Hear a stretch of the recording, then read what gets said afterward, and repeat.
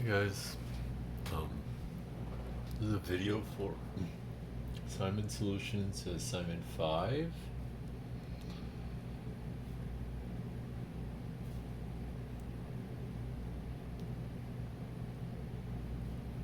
Okay, let us do question 1.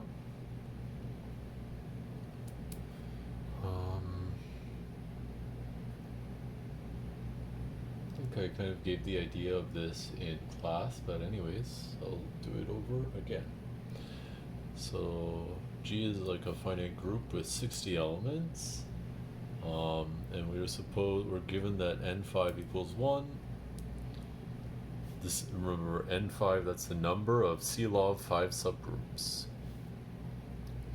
And in order to use that, well, we should know that 60 is like, you can write it as 5 times 12. So the C log 5 subgroups have 5 elements.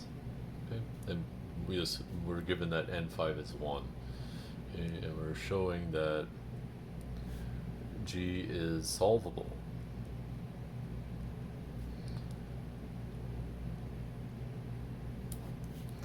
Okay, so let's work it out.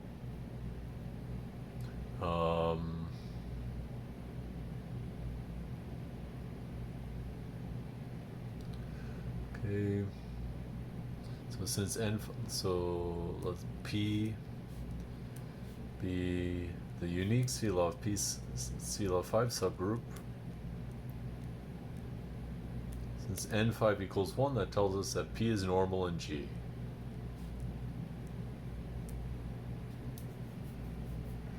Immediately. Okay. Also, P is a 5 group. Well, it has exactly 5 elements. So P is solvable. Okay. Because P groups are all solvable, as we saw in class. Okay, what about G mod P? P is normal, so we can look at G mod P. G mod P has 12 elements. Question 2 asks us to show that all groups with 12 elements are solvable. So G mod P must be solvable by question 2.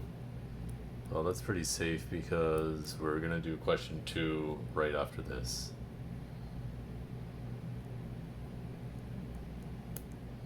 Okay, but now from class theorem, we know P is solvable and G mod P is solvable, so G is solvable.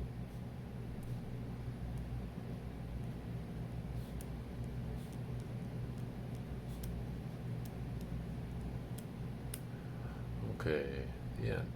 So let's move on to question 2.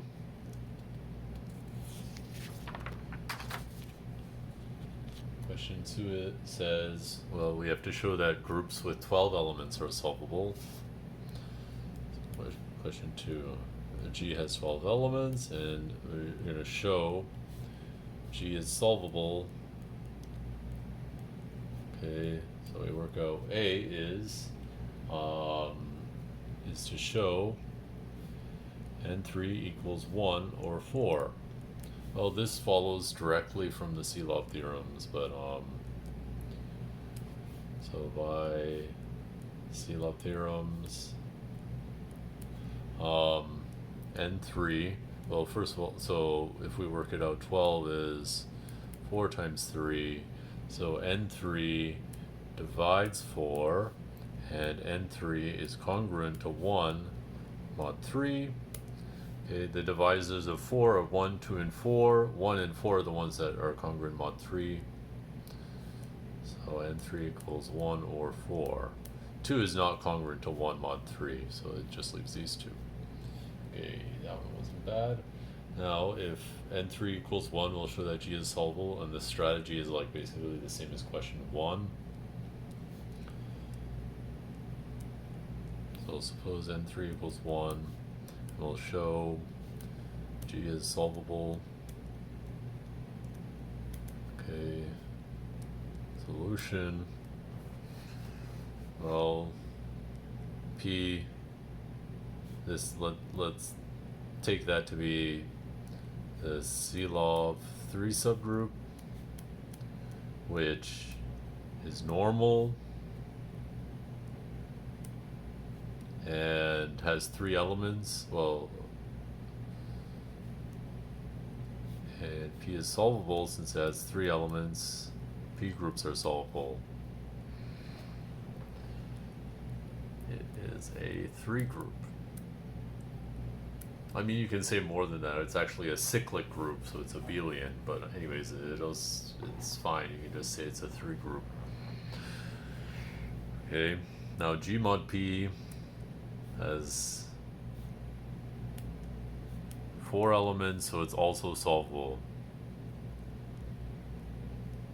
It is a 2 group, so it is a P group, so it is solvable. And then so G is solvable. Okay. Okay, now let's suppose that the number of CLOV 3 subgroups is 4. And let's show that there's a unique CLOV 2 subgroup. Okay. Suppose n3 equals 4. Show G has a unique CLOV 2 subgroup. Okay. Solution.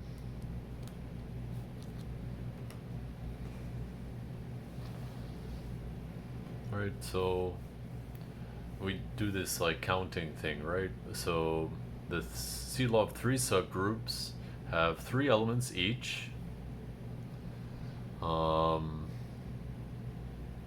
2 are like non-identity elements, and 1 is the identity in each CLOV 3 subgroup. Okay. So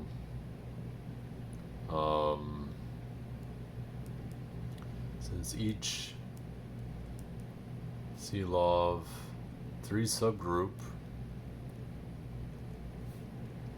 has 3 elements, well, if I take the intersection of any 2 of them, I should get the identity.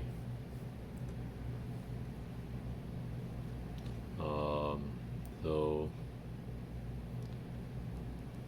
if P1, P2, P3, and P4 are all the CLOV P subgroups, 3 subgroups, then like P1 intersect P2 has to be the identity.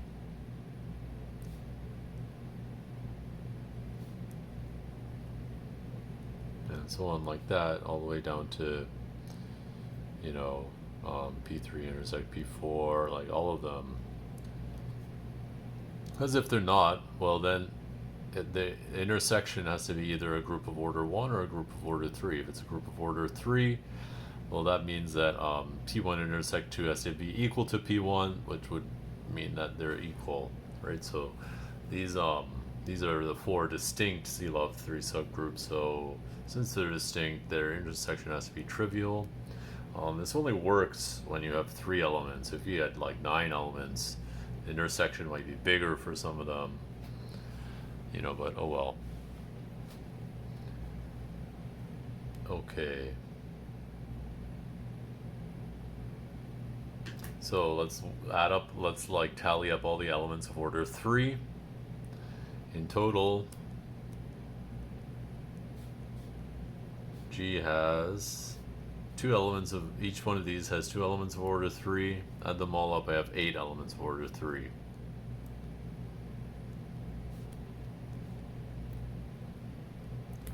Okay.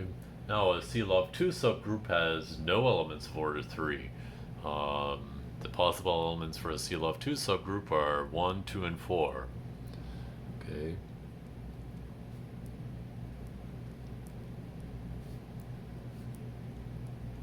And a CLOV 2 subgroup, no element has order 3.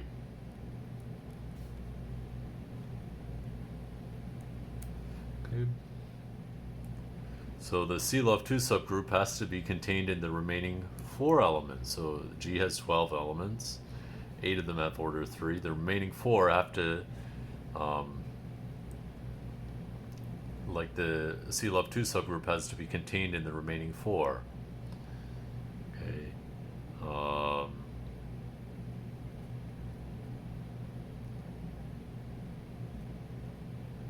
Okay. So let H be the remaining 4 elements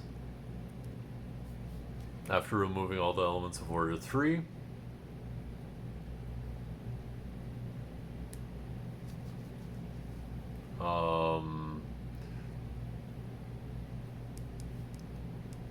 H must contain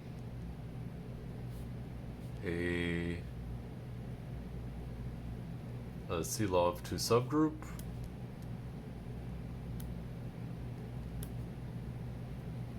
right.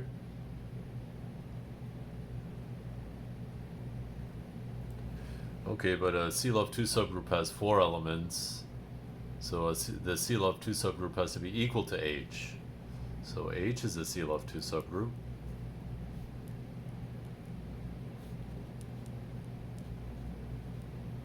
Okay, but actually any CLOV2 subgroup has to be contained in these four elements.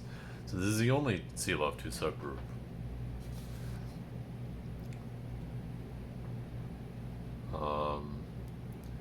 Any CLOV2 subgroup, or I should say, maybe I should be more careful. Every CLOV2 subgroup is contained in H.